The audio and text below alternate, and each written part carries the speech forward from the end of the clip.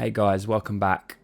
So, Seth Riggs, I want to start out by saying this guy is the father of modern contemporary voice coaching. He is the grandfather of all this stuff, all the ideas, all the principles I talk about on this channel. He was the beginning of all this. You know, the language I use, a lot of the concepts I try and get across to you guys. He was the beginning. So 80% of what he talks about I agree with, and you know, I wanted to put that out there and make that very clear at the start of this video. This isn't really a hate video. This is me realizing that there are some issues with a few of his ideas, and they do not mold up and sync up particularly well with a few of my ideas. So I'm just going to give some examples and explain why I think that in a few specific ways he needs to take a step forward now.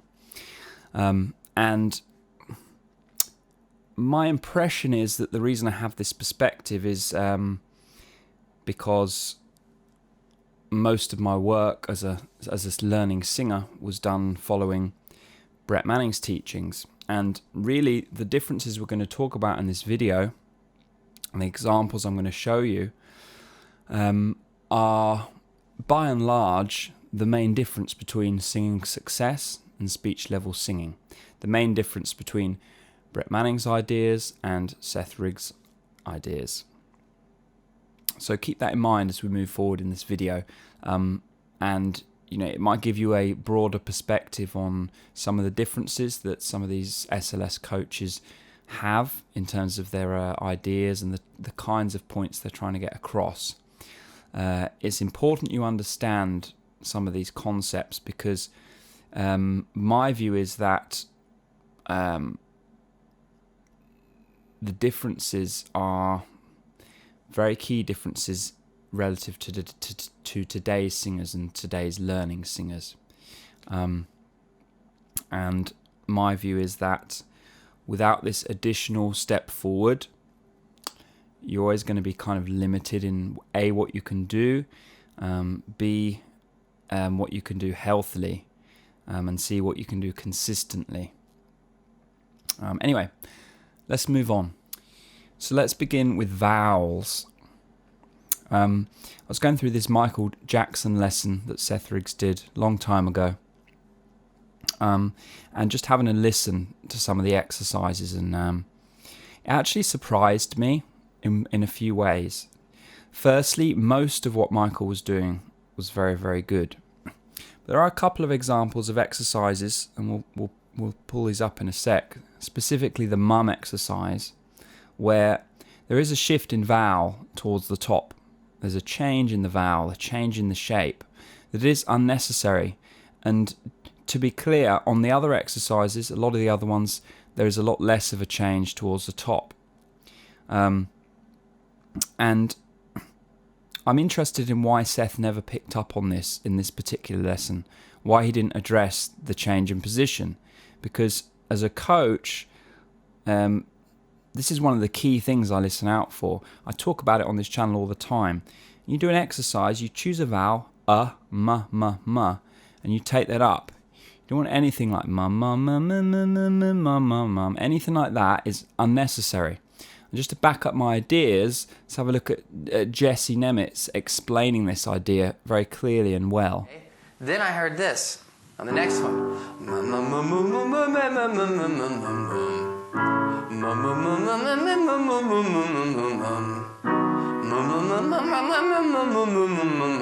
I heard like at least 20 different vowels happening.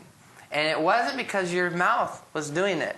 Okay. We heard different vowels because this right here was tilting back and forth and bobbing up and down, which is absolutely not necessary. Not necessary? Not necessary. All right, especially at the smallest volumes where you figure everything out. And yes, I would advocate this too. It's completely unnecessary to shift that position all around as you go up and down in pitch. It's just not needed. And if that's happening, it is one example of multiple variables being engaged at the same time, which is the antithesis of what we're working towards when we're developing efficient technique. I talk about it all the time. We just want to change the pitch. That's all when we do an exercise. If anything else is moving around, it's not needed. We're just changing the pitch. Now let's listen to a couple of examples from this particular lesson that I'm referring to that Seth did with Michael.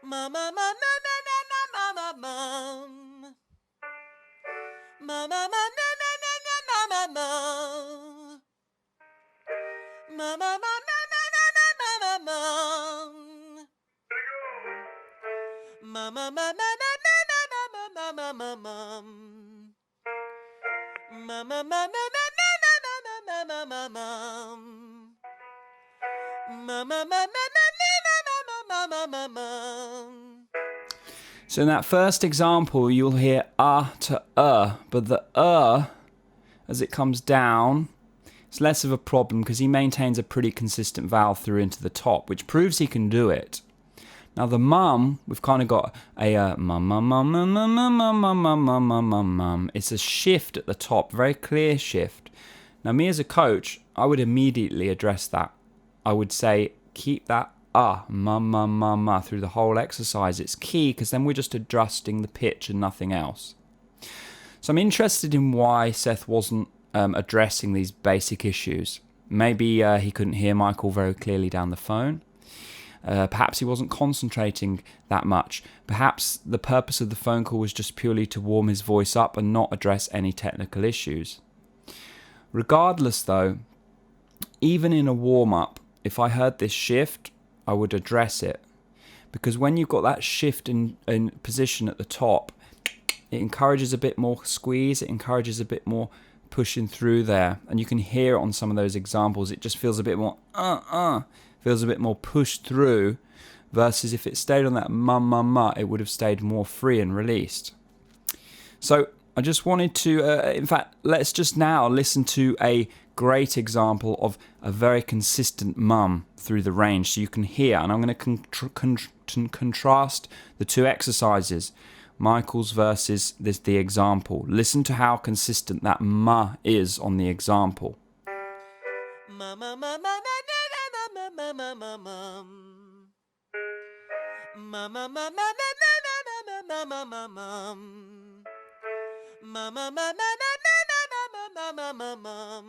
Freedom and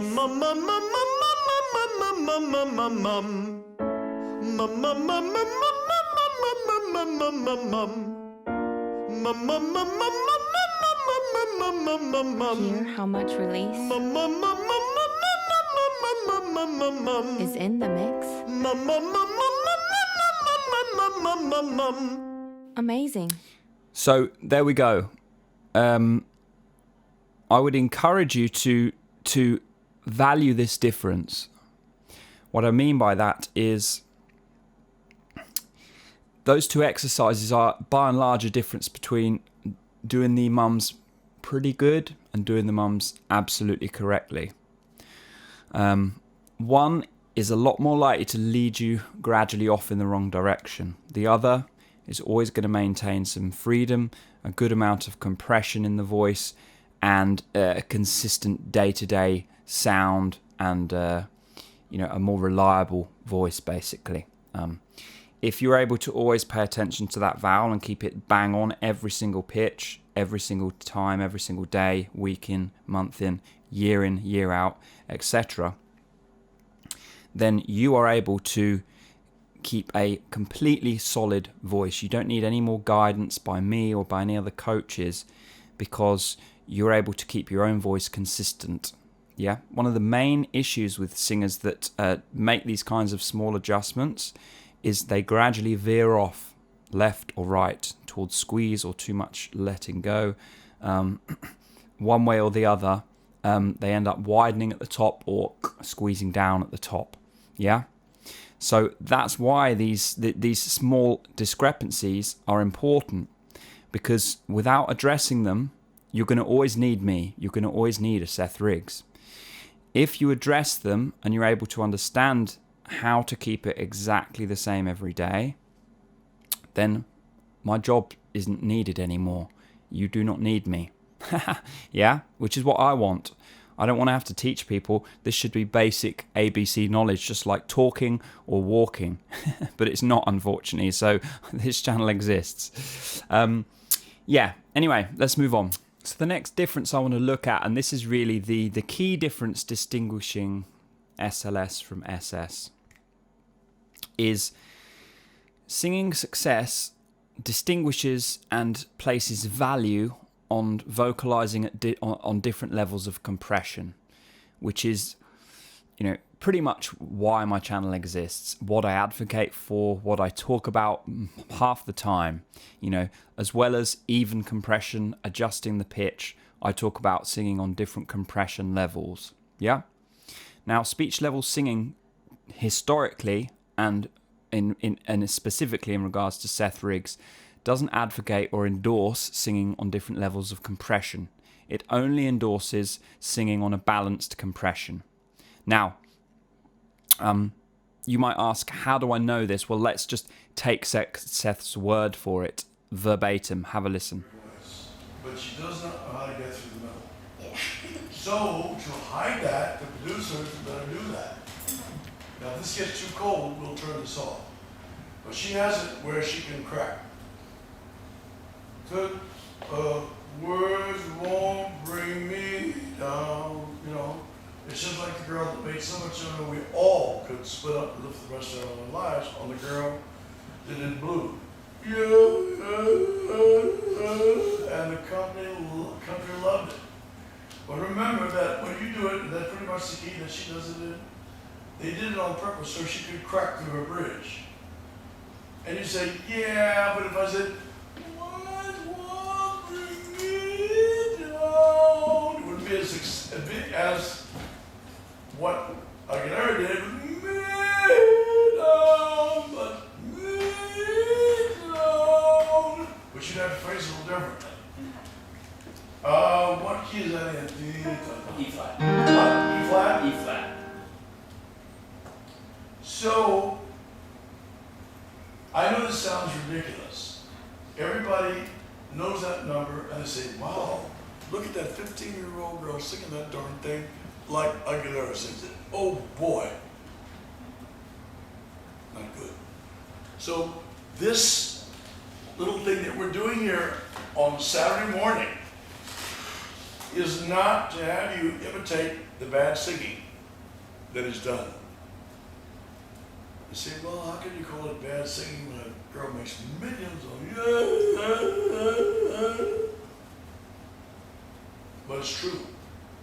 Because we're not trying to compete with the bad things that are happening. We're trying to sing well and develop a style that includes good singing.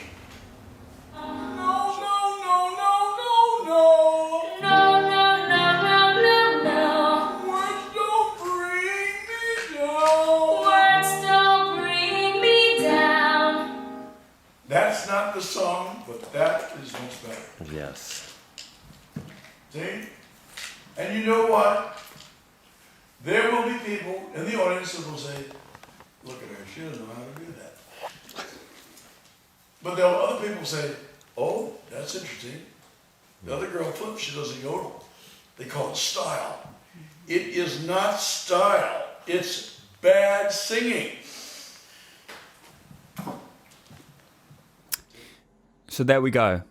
He clearly advocates for a change in compression being incorrect technique, bad singing, yeah?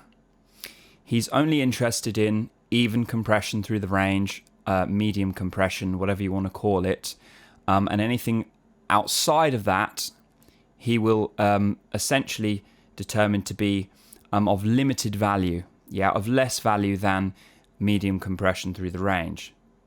Now, the issue I have with this, and I believe this is probably the reason why Brett Manning ended up leaving SLS and doing his own thing, is that the vast majority of contemporary singers sing on different compression levels, and a lot of them do it very healthily.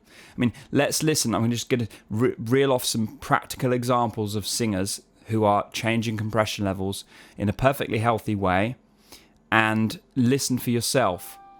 When are you gonna come down? When are you going to land? I should have stayed on the farm. I should have listened to my old man. Oh, I finally decided my future lies beyond the yellow brick road.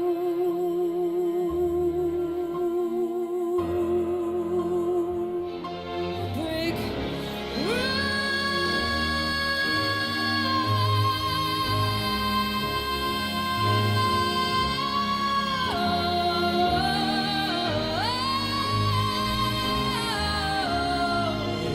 resurrected skin. I wanna hear the music play. I wanna hear the trumpet sound. I'll come running through the gates, look into your face, and I will keep my lamplight burning in the night. The falling leaves drift by my window. I miss you most of all,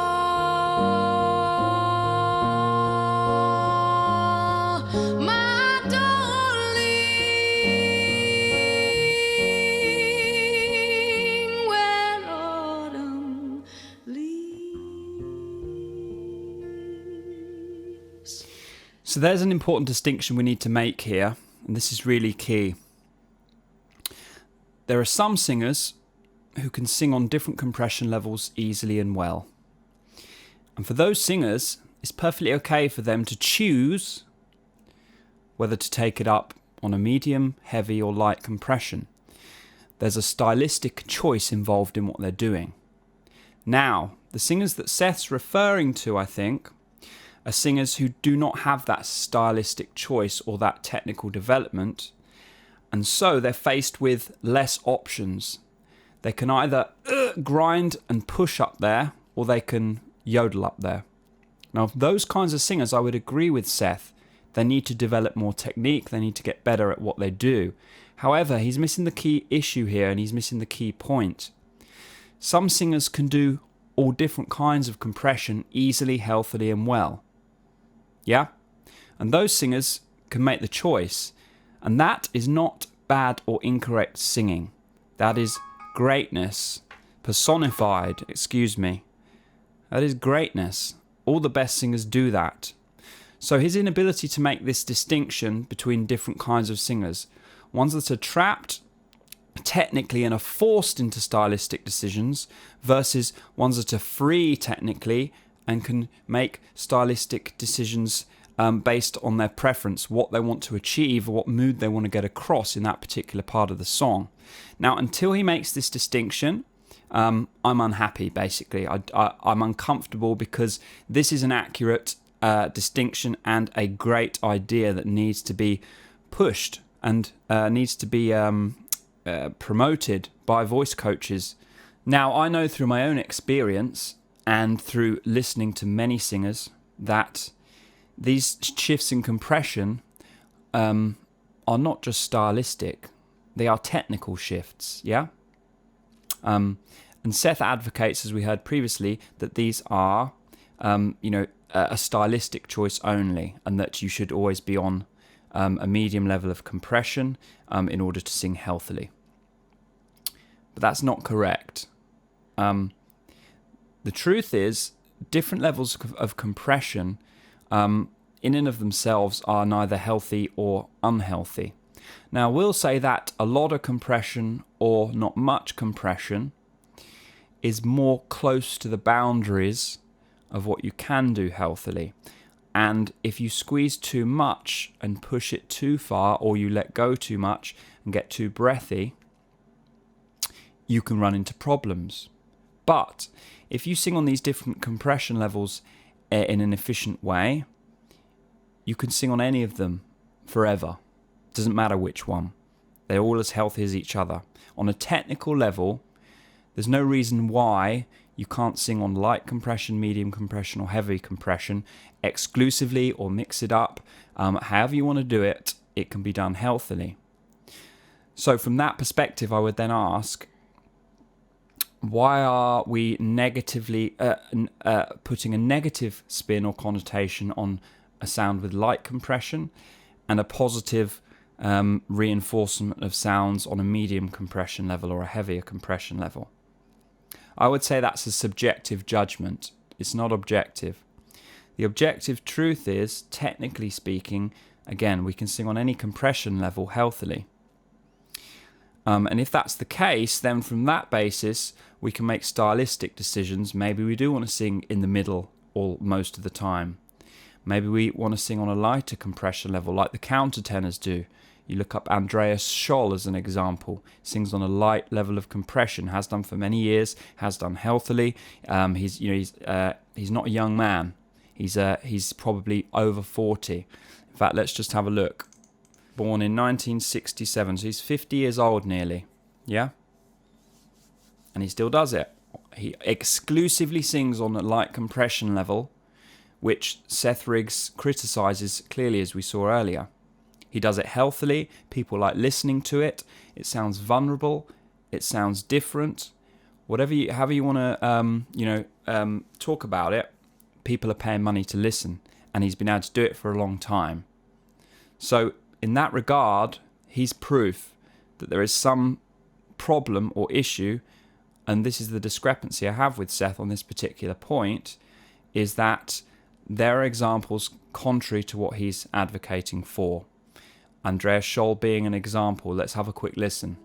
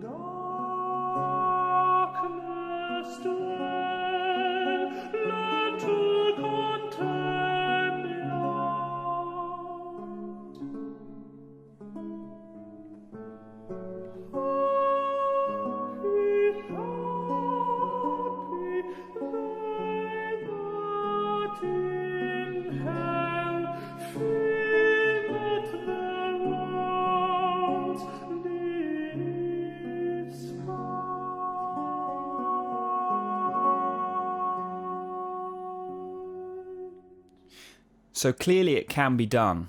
The question is how. And a lot of the terminology that Brett created, frankly, he built up on top of SLS, was this idea of a light mix, a medium mix, a heavy mix. And when he's talking about that, he's talking about vocalizing on different compression levels.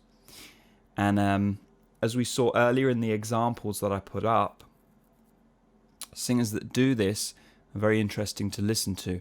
And typically in contemporary singing today, most singers are singing on different compression levels, especially the ones that we associate with greatness. Adele, Jeff Buckley, Matt Bellamy, who else we got? Sarah Bareilles, Eva Cassidy, all these types of singers, Phil Wickham. And they, this is the type of variation and the type of singing that really draws people in a lot more nowadays than just singing on one compression level. Now, historically, and Andreas Scholl is quite a good example of this, classical singers will exclusively sing on one compression level. So your tenors will sing on a heavier compression level, your females, altos and sopranos, your female altos and sopranos will sing on a lighter compression level. Yeah, exclusively.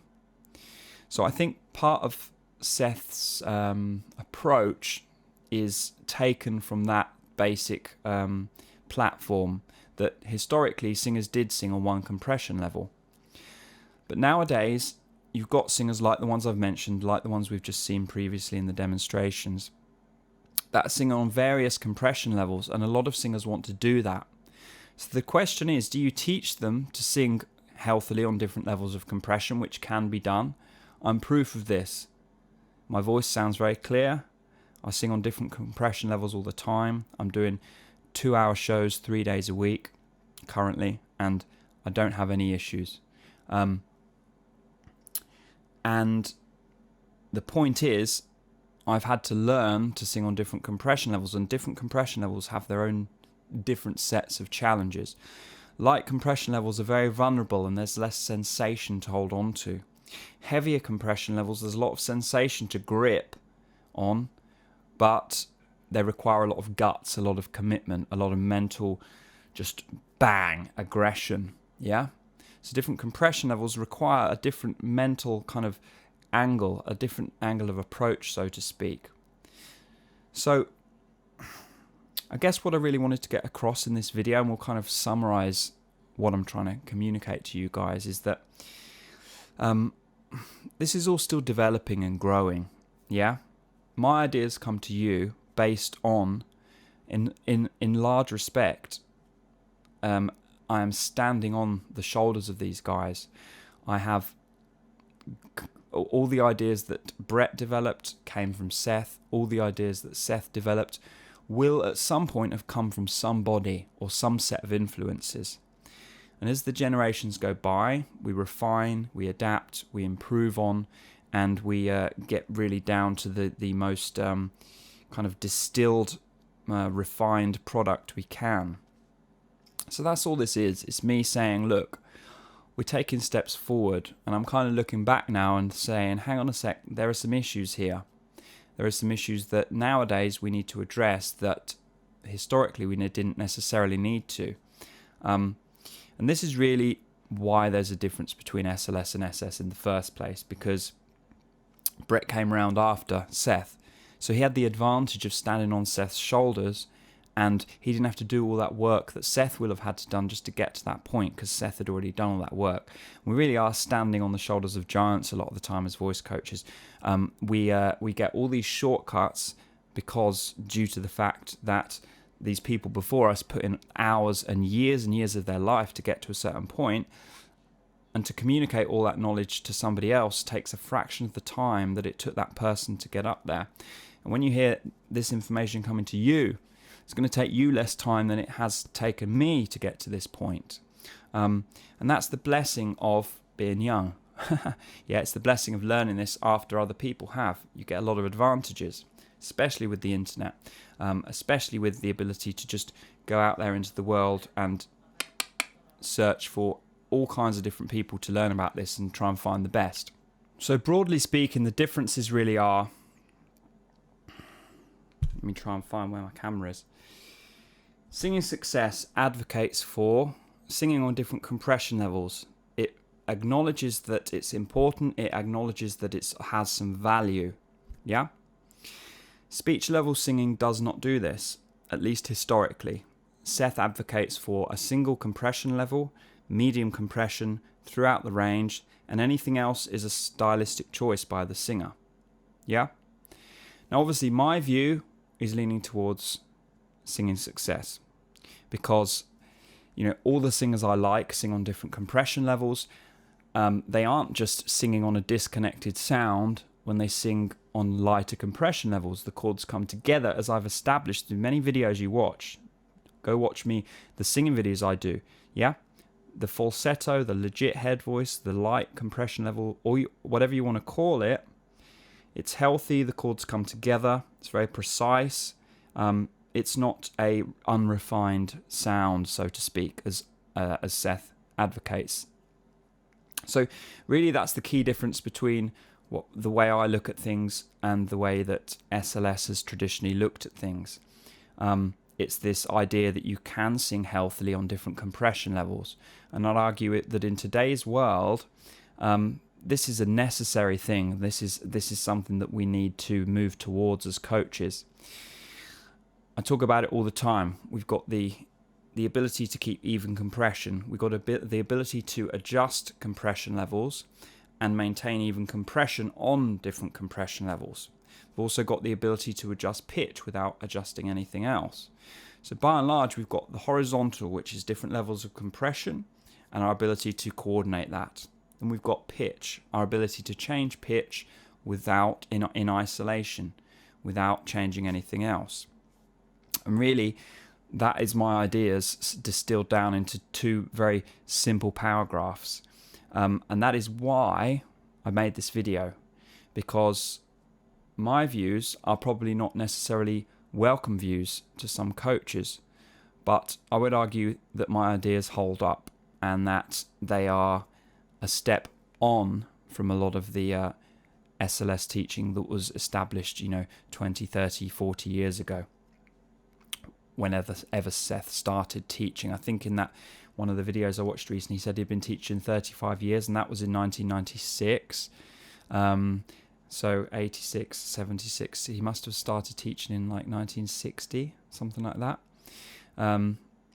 So, the dude's not messing around. He obviously knows his stuff, and he had a lot of success with different singers. So going back to what I said at the introduction of this video, the vast majority of what I teach and what coaches like Seth teach is the same. 80% of the principles we agree on. But the only discrepancy really is this idea of different compression levels and whether or not it's needed, healthy and stylistically desirable, or it's unnecessary, can lead towards it being unhealthy and, is incorrect. I would advocate for the former. And that's really it for this video, guys. Speech level singing versus singing success. There we go. I hope it helped. Take care. Bye. Thanks for watching this video, guys. If you want my help personally, you can book a one-on-one training session. Drop me a message. My email is in the description. And if you feel like this message was of value, then please feel free to make a donation equal to that value. Again, donation link is in the description. And finally, please share this video with other singers you know. Please subscribe to my channel if you haven't already. Give this video a thumbs up. And I will see you in another video. Bye.